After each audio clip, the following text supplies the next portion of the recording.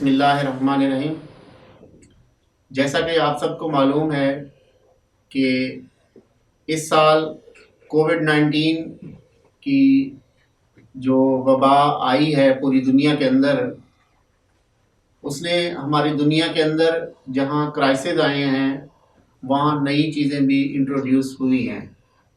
हमारे स्कूल्स बंद होने की वजह से गज़ाली एजुकेशन ट्रस्ट ने और उनकी R&D की टीम ने एक बहुत अच्छा इनिशिएटिव लिया है कि हमारे बच्चे जो स्कूल बंद होने की वजह से घरों में बैठे हैं, उनको हम ऑनलाइन या हम लेक्चर्स के वीडियो क्लिप्स बनाकर उनकी तालीम का जो सिलसिला है उसको जारी रख सकें। इस हवाले से आज मैं क्लास पंजम की जो जनरल साइंस की आफाक की किताब है, उसका जो यूनिट नंबर 5 है, इलेक्ट्रिसिटी के बारे में टॉपिक है। आज हम इलेक्ट्रिसिटी के बारे में बच्चों को पढ़ाएंगे कि इलेक्ट्रिसिटी क्या होती है। इलेक्ट्रिसिटी के बारे में जानने से पहले प्यारे बच्चों, आपको ये मालूम होना चाहिए कि कायनात में मौजूद हर चीज़ किसी छोटे छोटे ज़रात पर मुश्तमिल होती है। Everything present in the universe is composed of or contains small particles। और ये जो स्मॉल पार्टिकल्स होते हैं, जो छोटे छोटे ज़रात होते हैं, इनके अंदर मज़ीद छोटे पार्टिकल्स होते हैं जिनको हम एटम कहते हैं। Atom are composed of small particles.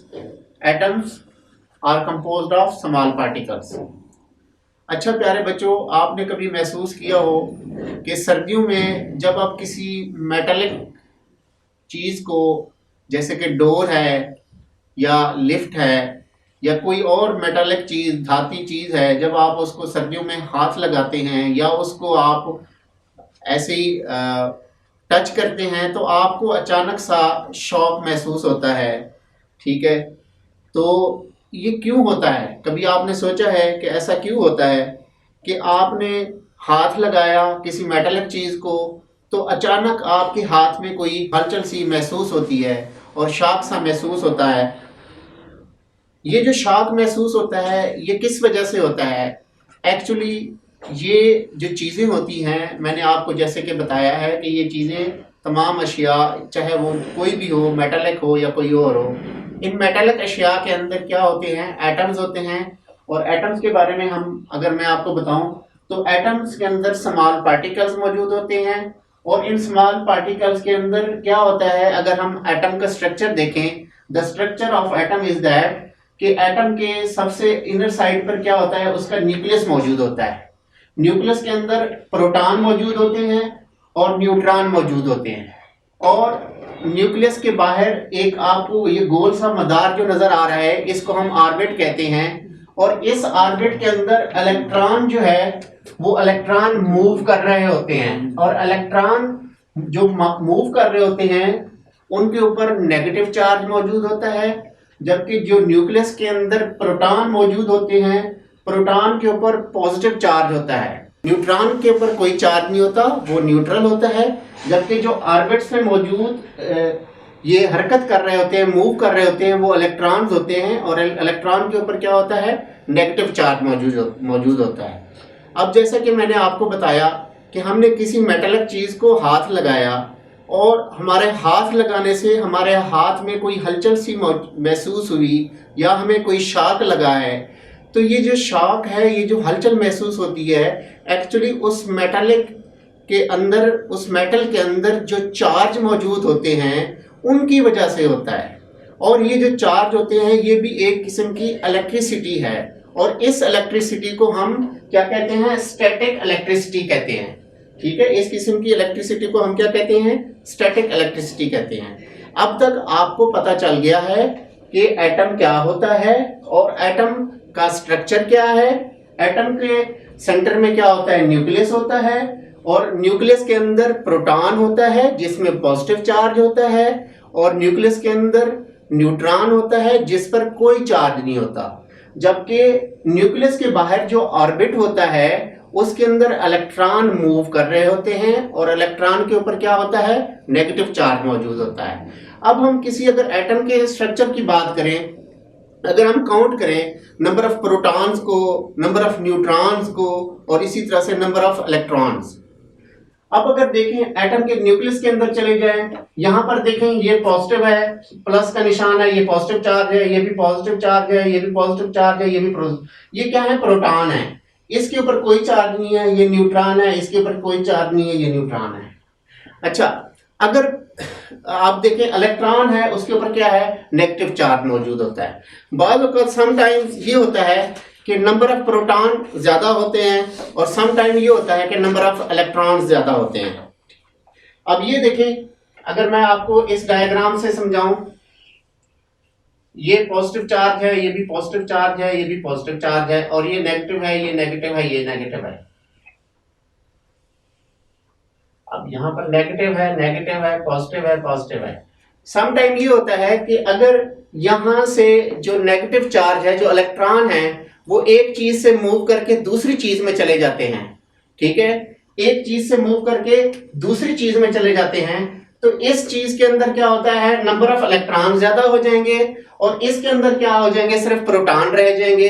मिसाल के तौर पे आप ये देखें कि यहां पर प्रोटॉन कितने हैं, 4 नजर आ रहे हैं, 1 2 3 4, और आपको इलेक्ट्रॉन कितने नजर आ रहे हैं, 3 नजर आ रहे हैं, ठीक है। अगर इनमें से अगर एक इलेक्ट्रॉन यहां चला जाए, ठीक है, बाकी कितने रह जाएंगे, 2 रह जाएंगे, ठीक है। तो अगर देखें तो पॉजिटिव चार्ज कितना हो गए, प्रोटॉन, नंबर ऑफ प्रोटॉन कितना ज्यादा हो गए, 2 हो गए। तो हम कह सकते हैं कि इसके अंदर जो नेट चार्ज है वो क्या होगा, प्रोटॉन का होगा, वो 2 होगा। लेकिन अगर क्या हो, फर्ज करें कि नंबर ऑफ इलेक्ट्रॉन्स और number of proton, number of electron और नंबर ऑफ प्रोटॉन जो है वो बराबर हों, जैसा कि ये है। अब ये 4 क्या है, नंबर ऑफ प्रोटॉन्स है, और 4 क्या है, नंबर ऑफ इलेक्ट्रॉन है।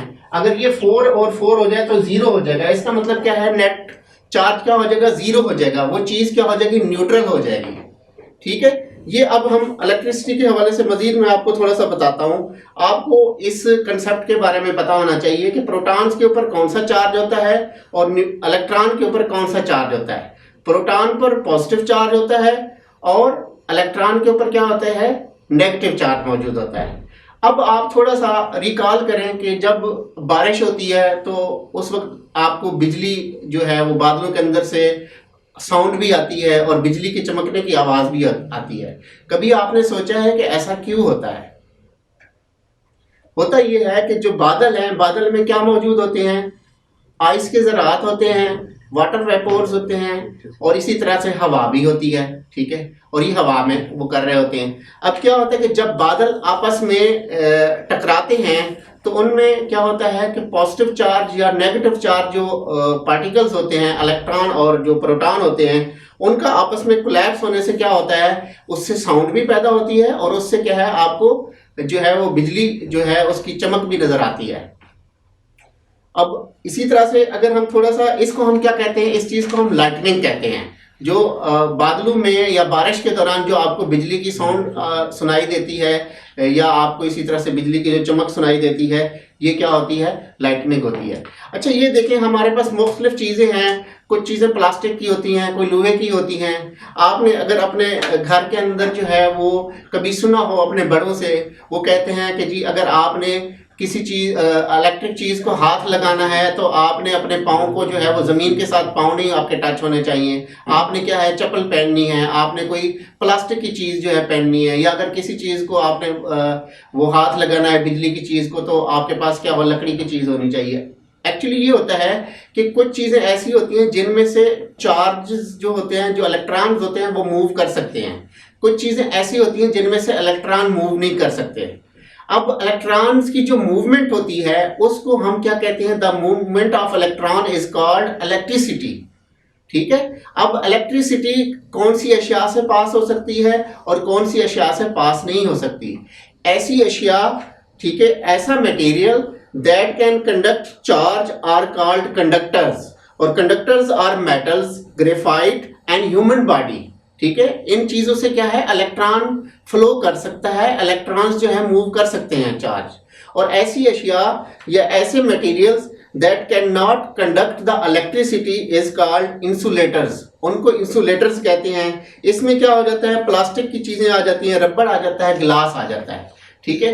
अब हम इलेक्ट्रिसिटी के बारे में अगर हमने पढ़ लिया है तो थोड़ा सा हमें पता होना चाहिए कि इलेक्ट्रिक करंट जो है वो कैसे गुजरता है, उसका जो पाथ है वो कैसे होता है। हम इसके लिए एक छोटी सी एक्टिविटी करेंगे, एक छोटी सी मैं डायग्राम के जरिए जो है वो आपको बताऊंगा। इसका एक्सपेरिमेंट अपने घर में भी कर सकते हैं। आपके पास एक छोटी सी बैटरी होनी चाहिए।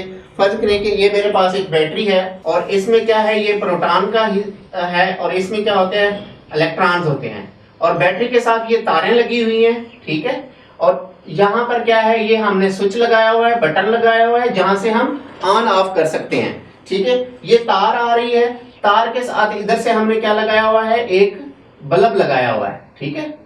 अब क्या होता है कि ये जो बैटरी है, ये बैटरी से क्या है, इस वायर में इलेक्ट्रॉन्स आ रहे हैं, वायर के अंदर क्या है, इलेक्ट्रॉन्स आ रहे हैं और इस स्विच से हम क्या कर सकते हैं, ऑन ऑफ कर सकते हैं। जब यहां से इलेक्ट्रॉन मूव होके इस बल्ब में आते हैं तो क्या होता है कि ये बल्ब रोशन हो जाता है, ठीक है। अब ये देखें कि ये जो एक सर्किट सा बना हुआ है आपको नजर आ रहा है कि फ्लो ऑफ इलेक्ट्रॉन, ठीक है, ये यहां से मूव करता है और कहां होता है, जब बिजली के बल्ब में आता है तो वो बल्ब रोशन हो जाता है और इस बटन से आप क्या कर सकते हैं, इसको फ्लो ऑफ इलेक्ट्रॉन को ऑन ऑफ भी कर सकते हैं। इस चीज को, ये जो मैंने बनाया है सर्किट, इसको हम इलेक्ट्रिक सर्किट कहते हैं, ठीक है। और यहां से इलेक्ट्रिक करंट आपको पास होते हुए मैंने दिखाया है।